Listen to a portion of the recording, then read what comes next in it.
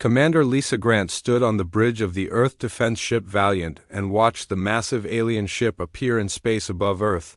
The alien vessel was huge, much bigger than anything humans had ever built. Dark metal covered its surface, and weapons stuck out from every side like deadly spines. The ship looked like it could destroy entire cities with ease. Lisa felt her heart beat faster but kept her face calm. Around her, the crew worked at their stations with quick movements. Red warning lights flashed across the bridge and alarms buzzed softly. Everyone knew this was the moment they had trained for their whole lives. The communications officer, a young man named Pete Davis, looked up from his station. "Commander, we're getting a signal from the alien ship. They want to talk to all of Earth." Lisa nodded. "Put it on all screens, Pete. Let's see what they want." The main screen flickered and then showed the inside of the alien ship. The creature that appeared made several crew members step back in shock. He was 7 feet tall with skin that looked like black armor. 4 arms moved as he spoke, and his eyes were yellow like a cat's but much more frightening. Behind him, hundreds of other aliens worked at strange controls. "Primitive species of the third planet," the alien said in a voice that sounded like metal grinding against metal. A computer changed his words into English. "I am Supreme Admiral Zethek of the Corvan Empire. Your world will bow down to Corvan rule. Humans will kneel before the might of our empire, or we will destroy you all." The alien's voice echoed through every city on Earth. People stopped what they were doing to stare at screens in terror. Cars crashed as drivers forgot to watch the road. Children cried and adults stood frozen with fear. Lisa watched Zethek carefully. She had studied many alien species over the years. This one was a classic bully type. Big, strong, and used to getting his way through fear. She had dealt with bullies before. Behind Zethek, a younger alien moved nervously. Lisa could see he was worried about something. Good. That meant not all of them were completely confident. "Your technology is weak," Zethek continued. "Your weapons are toys. Your defenses are nothing. We have conquered 17 star systems. We have destroyed armies and fleets. You will surrender now or join the dead worlds we have left behind." Lisa stepped forward toward the camera. She felt the eyes of her crew on her back. She knew that billions of people on Earth were watching too. What she said next would change everything. "You first," she said with a small smile. Then she cut the transmission. The bridge went quiet for a moment. Pete stared at her with his mouth open. The weapons officer, Lieutenant Karen Bell, started to laugh but caught herself. "Commander," Pete said, "they're trying to contact us again." "Let them wait," Lisa said. "Karen, what's the status of our defense grid?" Karen checked her screens. "All satellites are moving into position. The hidden platforms are powering up. The asteroid belt. Weapons are online."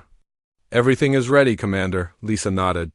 She walked to the window and looked out at space. To most people, it looked empty except for the alien ship, but Lisa knew better. She knew what was really out there. On the alien ship, Zethek stared at the blank screen in shock. No one had ever hung up on him before. No species had ever shown such disrespect. His 4 hands clenched into fists.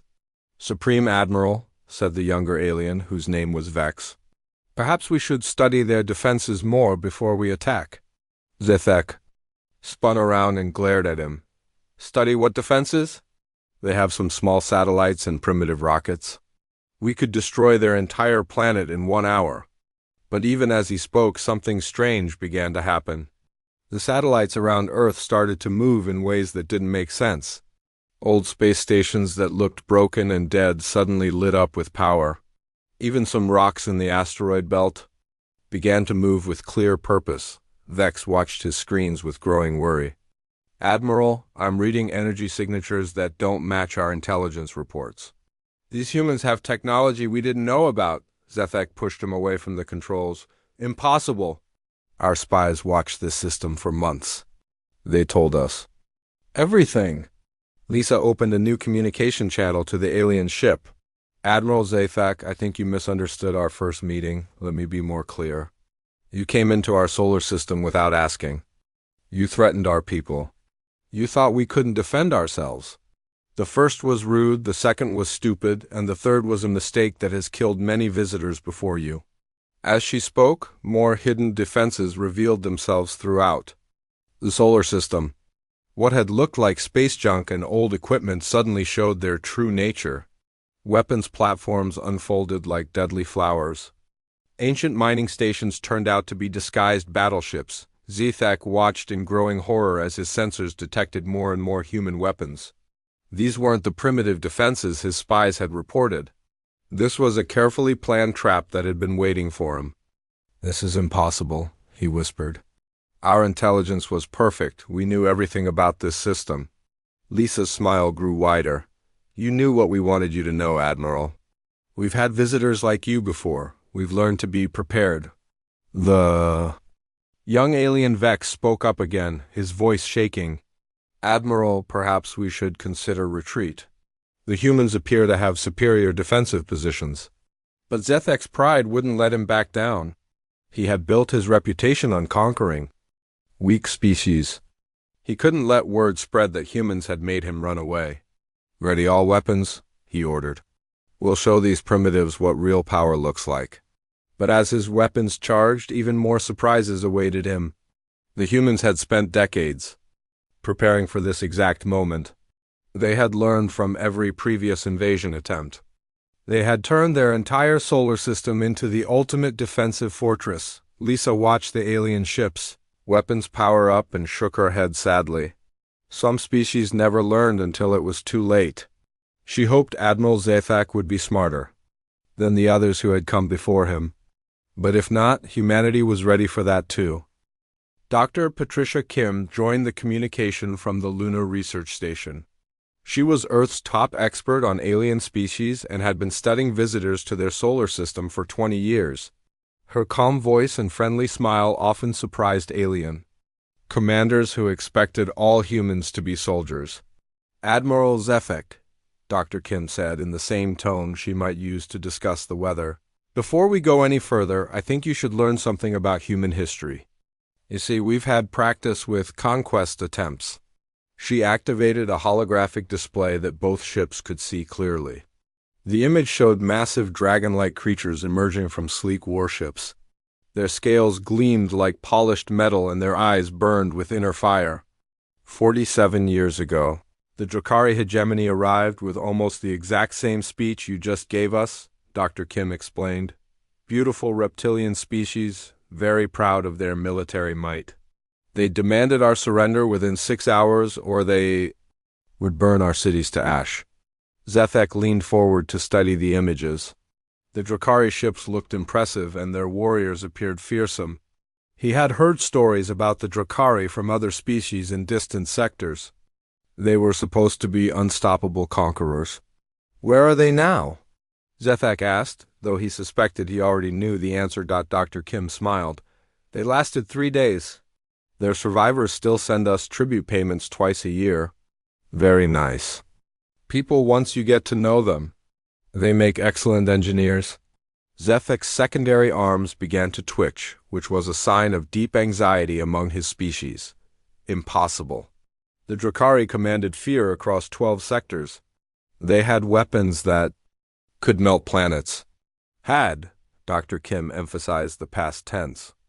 They found out that melting planets doesn't work very well when the planet has really good shields and the people living on it are very creative about fighting back.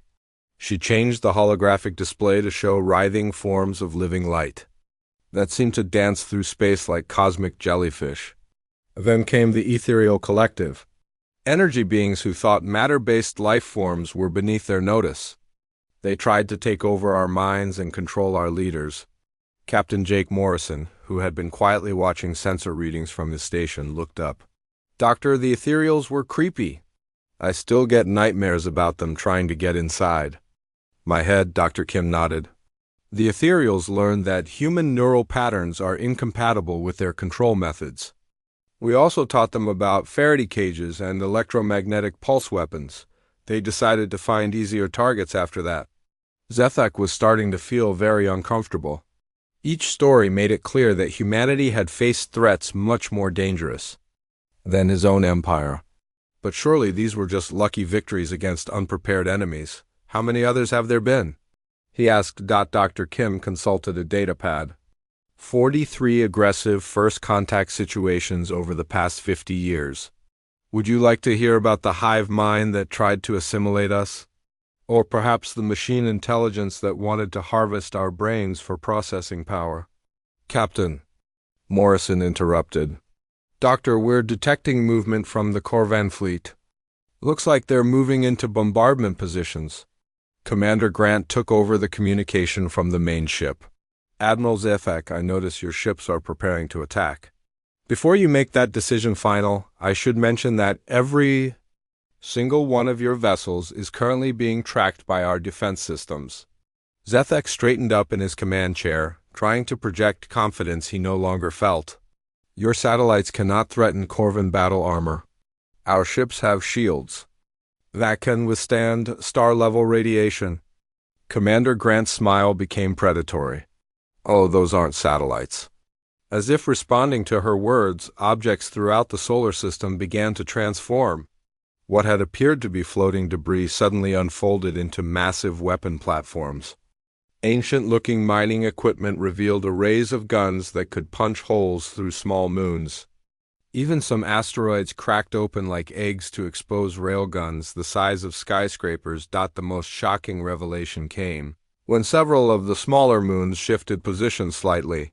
They weren't natural satellites at all, but artificial battle stations that had been disguised for decades. You see, Admiral, Commander Grant continued, after the first few invasion attempts, we decided to redecorate our solar system. Humanity has a saying that goes, fool me once, shame on you, fool me twice, shame on me. We really don't like being fooled. Zefek stared at his tactical displays in growing horror. His sensors were going crazy trying to catalog all the weapons, now pointing at his fleet. Energy readings that should have been impossible were showing up everywhere he looked. Dr. Kim appeared on screen again, still smiling pleasantly. The quantum devourers were probably our biggest challenge. They could eat matter at the subatomic level and turn it into pure energy. Very efficient, but they made the mistake of trying to eat our sun. What happened to them? Zefek asked, though he was beginning to dread these answers. We built a bigger quantum devourer and fed them to it, Dr. Kim said as casually as discussing lunch plans. The device is still out there beyond Pluto, just in case we need it again. Young Vex spoke up from his station, his voice cracking with fear. Supreme Admiral, our tactical computers cannot calculate a successful attack pattern. The humans have too many defensive positions and too much firepower. Zefek wanted to order his subordinate to be silent, but the evidence was overwhelming. His primitive targets had turned out to be the most heavily fortified system he had ever encountered. Every piece of space debris, every seemingly innocent satellite, every minor celestial body had been weaponized. How? He finally asked. How did you hide all of this from our intelligence gathering? Commander Grant exchanged glances with Dr. Kim before answering. Admiral, you've been watching our system for months through long-range sensors and spy probes. What you saw was exactly what we wanted you to see. We've gotten very good at making ourselves look helpless. Captain Morrison added, the real question is why you thought a species that had survived this long would be easy to conquer. Most civilizations don't make it past their nuclear age. The ones that do tend to be pretty good at defending themselves.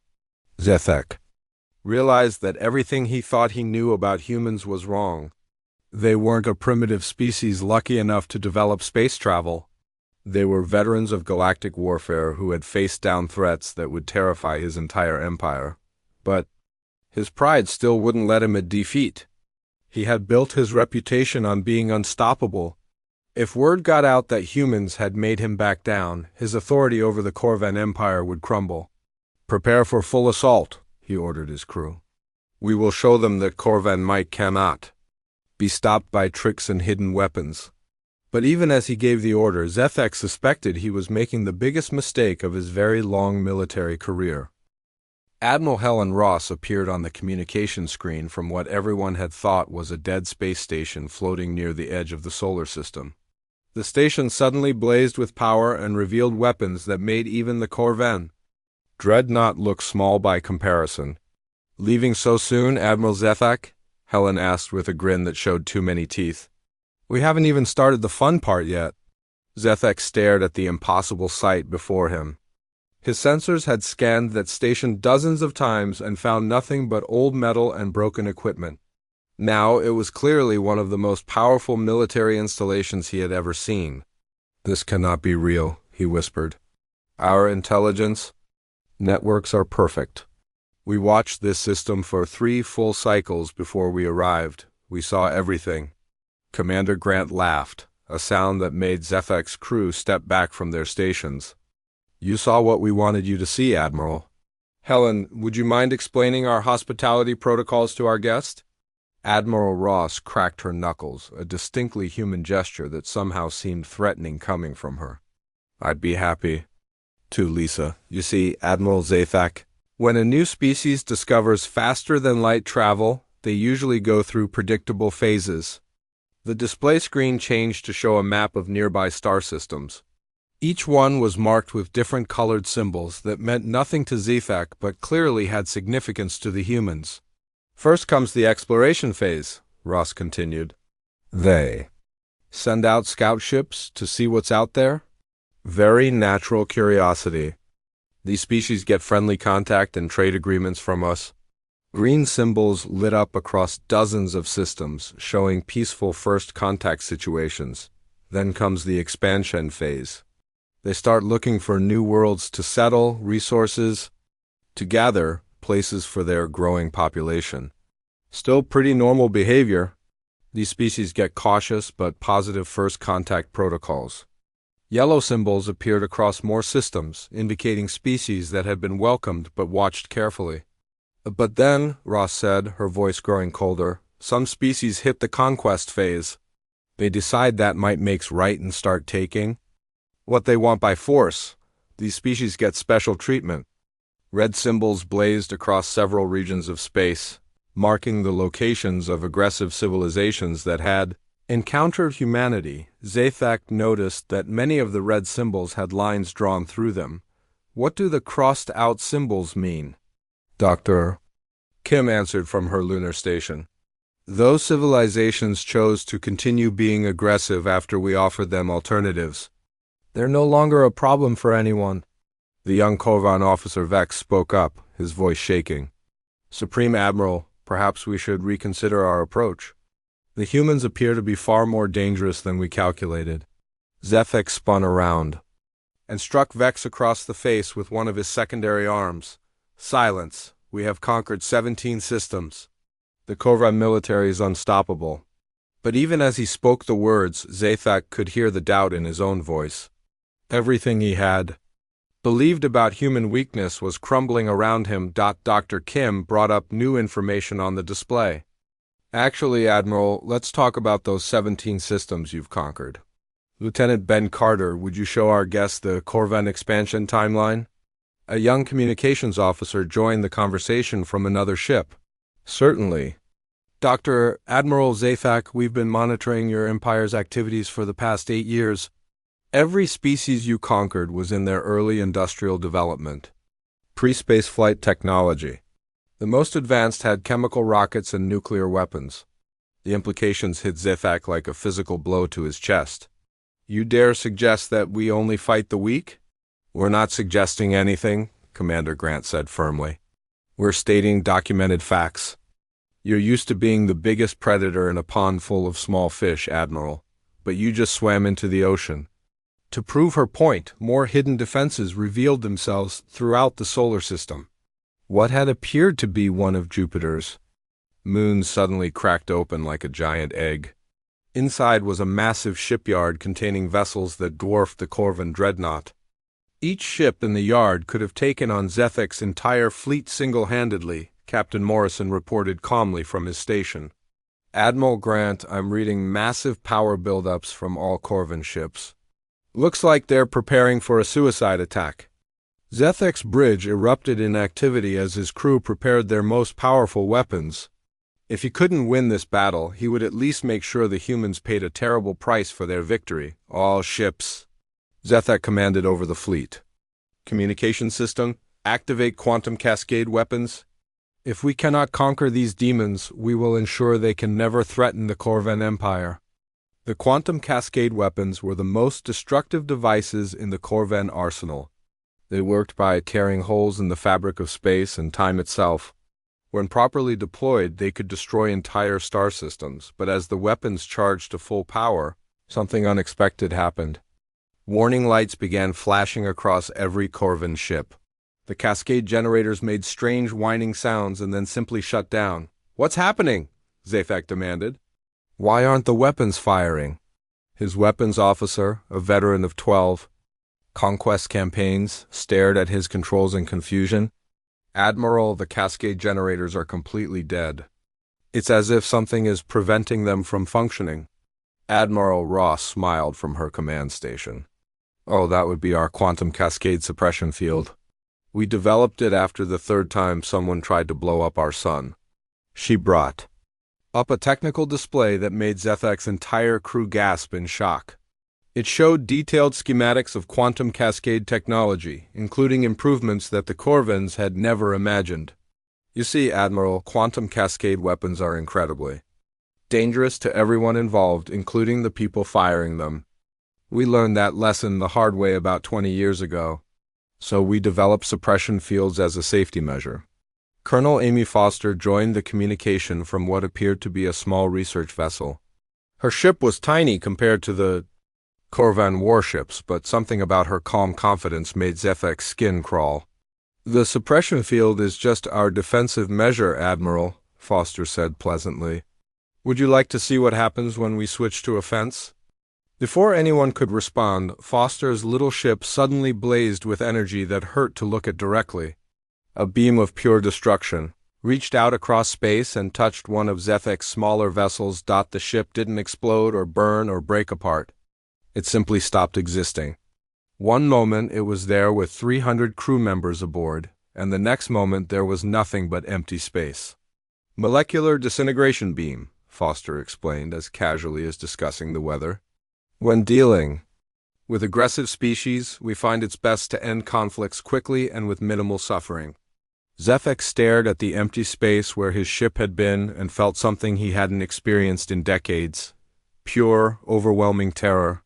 "What are you people?" he whispered. Dr. Kim answered Zethek's question with the same gentle tone she had used throughout their conversation. "We're humans, Admiral. We're the species that looked at an empty universe and decided to fill it with beautiful things. We're the people who turned frozen wastelands into gardens and reached for the stars because we wanted to know what was up there." Her voice became harder, carrying the weight of centuries of survival. "We're also the species that lived through ice ages, deadly diseases, wars that nearly destroyed us, and extinction events that wiped out most other life on our planet. When someone threatens our home, our families, our future, we become something different." Commander Grant stepped closer to the camera. "Admiral Zethek, you came here expecting to find a weak species ready to surrender. Instead, you found a civilization that has survived first contact with 43 different aggressive alien races." She paused to let that number sink in before continuing. 27 of those species chose to become our friends and trading partners. They're now valued members of what we call the Galactic Alliance. 16 species chose to keep fighting. Zethek felt his throat go dry. "And what happened to the 16? "You could ask the Drakari," Grant replied with a cold smile. "Oh, wait, you can't. Their homeworld is now a nature preserve where we relocated the survivors. Much better climate for reptilian species than their original planet." The full weight of the situation finally hit Zethek like a collapsing building. He wasn't facing a primitive species or even an advanced one. He was facing a civilization that had turned survival into an art form. Every threat they encountered became a lesson. Every victory became preparation for the next challenge. Young Vex spoke up from his station, his voice barely above a whisper. "Supreme Admiral, what are your orders?" For the first time in his long military career, Zethek had no answer. Every strategy he knew was useless against an enemy that had already planned for anything he might try. Every weapon in his arsenal was either blocked or outdated compared to human technology. But before he could respond, Commander Grant spoke up. "If I may make a suggestion, Admiral, we don't actually want to destroy your fleet or your empire. Humanity has learned that former enemies often make the best allies once everyone understands where they stand." Dr. Kim nodded encouragingly from her lunar station. "We've developed what we call the Integration Protocol. It's specifically designed for situations like this one." "Integration?" Zithak asked, not sure if he should be hopeful or terrified. "Admiral?" Ross explained while her massive space station continued to track every ship in the Corvan fleet. "Your empire spans 17 systems with billions of people who never chose to be conquered. Our offer is simple. We help you change from a conquest-based empire to a voluntary federation." She brought up a new display showing the Corvan Empire's current structure alongside examples of successful government transitions that humans had helped with before. "Your people keep their independence, their culture, their pride," Ross continued. "The species you've conquered get offered the same choice. Everyone gets to decide their own future." Colonel Foster added from her small but terrifyingly powerful ship. "In exchange, you gain access to human technology, human trade networks, and most importantly, human protection. There are much worse things than your empire out there in the galaxy, Admiral." Captain Morrison brought up a star map that made Zethek's blood freeze. Vast regions of space were marked in deep red, indicating areas where entire civilizations had been wiped out by threats that made the Corvan Empire look like children playing with toy weapons.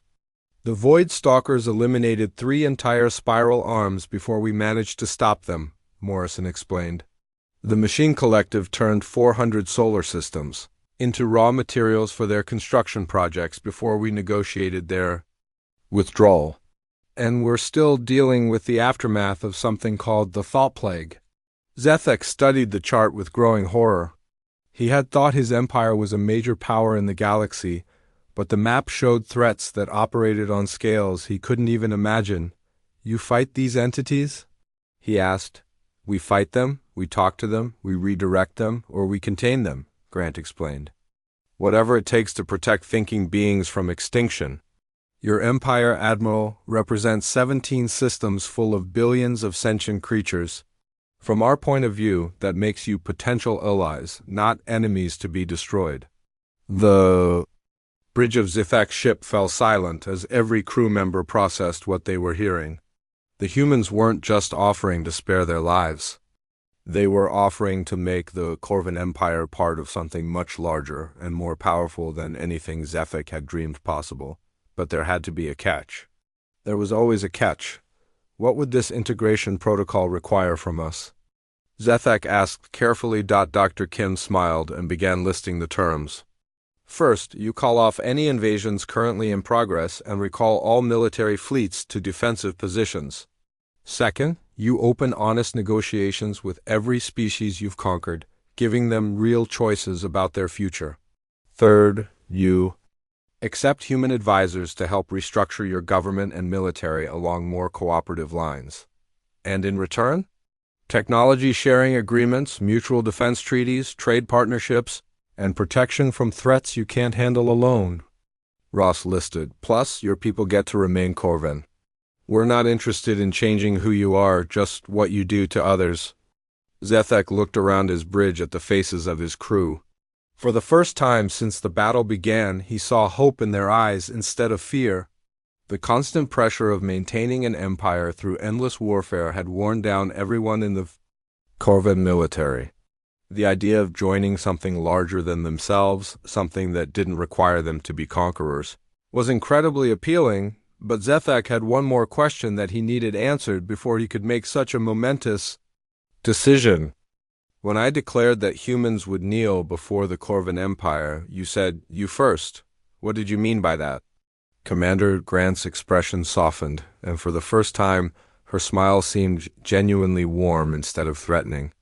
"I meant, Exactly what I said, Admiral. In human culture, respect has to be earned, not demanded.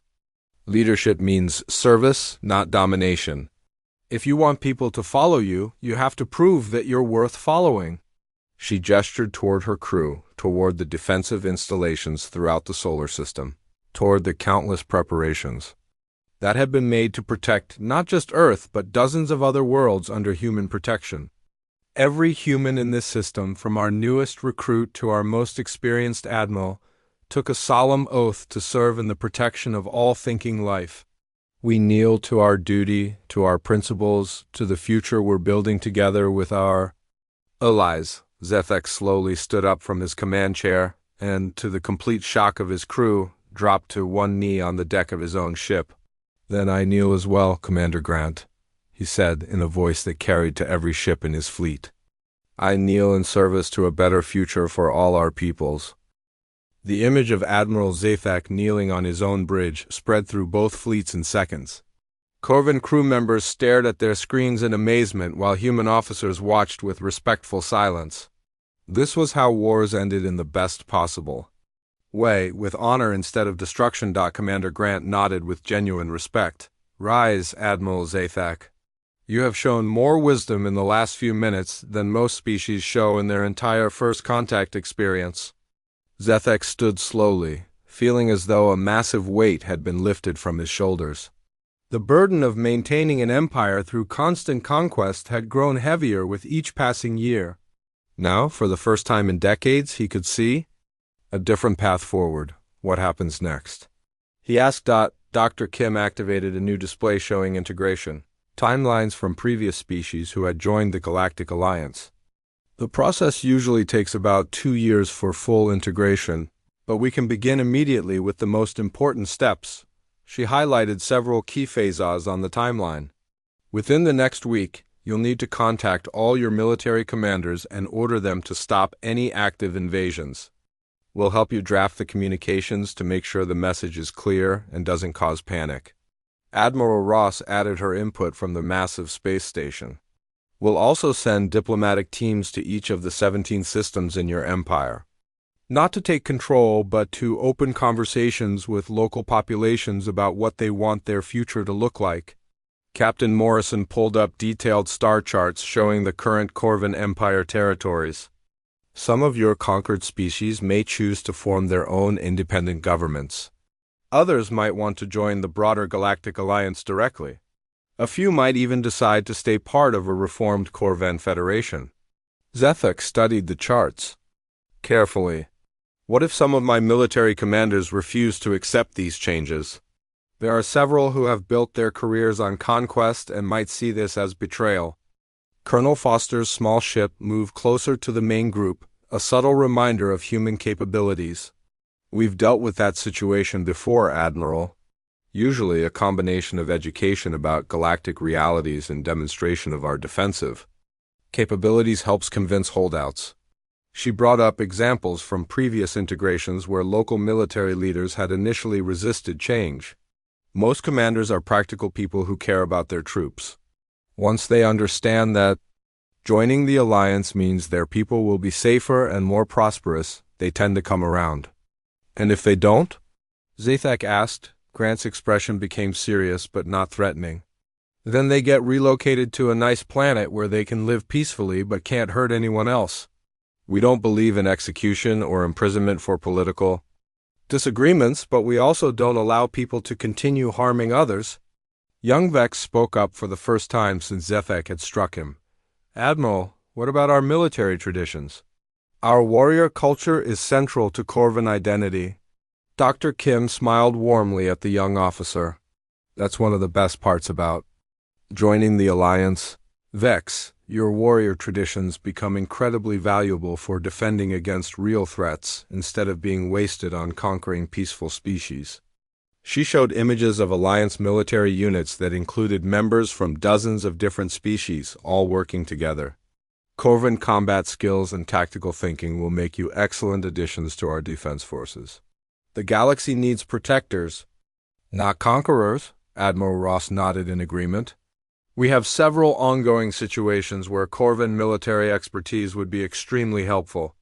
There's a pirate confederation in the Outer Rim that's been raiding merchant vessels. A Corvin fleet. Working with Alliance support could end that threat permanently. Zethek felt a stirring of the excitement he had once felt as a young officer facing his first real challenge. The idea of using his military skills to protect innocent people instead of conquering them was more appealing than he had expected. "What? About our government structure?" he asked. The Corvin Empire has been ruled by military councils for centuries. Commander Grant gestured to Captain Morrison, who brought up examples of successful government transitions. "We're not asking you to copy human democracy or any other specific system. The goal is to create something that works for a Corvin culture while respecting the rights of all citizens." Morrison highlighted several case studies. The Drakari chose to keep their clan-based structure but added elected representatives from conquered species. The Silicon Collective maintained their hive mind decision-making but established individual rights protections. Each alliance member develops their own solutions. Dr. Kim added, "The main requirements are pretty simple. Citizens get to choose their own leaders, everyone has basic rights that can't be taken away, and disputes get resolved through negotiation instead of violence." Zethek considered all the information he had received. The changes would be massive, but they also offered opportunities he had never imagined. Instead of ruling over unwilling subjects, the Corvan people could become partners in something much greater. "How soon can we begin?" he asked. Commander Grant smiled. "Immediately, if you're ready. We have diplomatic ships standing by to accompany your fleet back to Corvin space. They'll help facilitate the first conversations with your government and military leadership." Admiral Ross consulted her displays. "We're also prepared to begin technology sharing within the next few days. Some of our defensive innovations could be adapted for Corvin ships pretty quickly." Colonel Foster added, "And we have cultural exchange programs that help species learn about each other. Understanding leads to trust, and trust makes everything else possible." Over the next several hours, the details of integration were worked out. Corvin ships would return home escorted by human vessels, but as honored guests rather than prisoners. Communication networks would be established to keep all parties informed of progress. Most importantly, the first meetings between human diplomats and Corvan civilians would begin immediately. As Zethek prepared to return to his homeworld, he realized that this day marked the end of one chapter in Corvan history and the beginning of something much better. His empire would become a federation, his conquerors would become protectors, and his people would join the growing community of species working together to make the galaxy a safer place. The transition wouldn't be easy, but nothing worthwhile ever was. As his ship turned toward home with human escorts flanking him in respectful formation, Zethek felt optimistic about the future for the first time in years. Behind them, Commander Grant watched the departing fleet with satisfaction. Another potential enemy had become a future ally. The galaxy was becoming a little bit safer, one species at a time, and somewhere in the vast darkness between stars, ancient threats that had slumbered for millennia began to stir, sensing the growing light of united civilizations. But that would be a challenge for another day. For now, it was enough that former enemies had chosen to kneel together in service to something greater than themselves.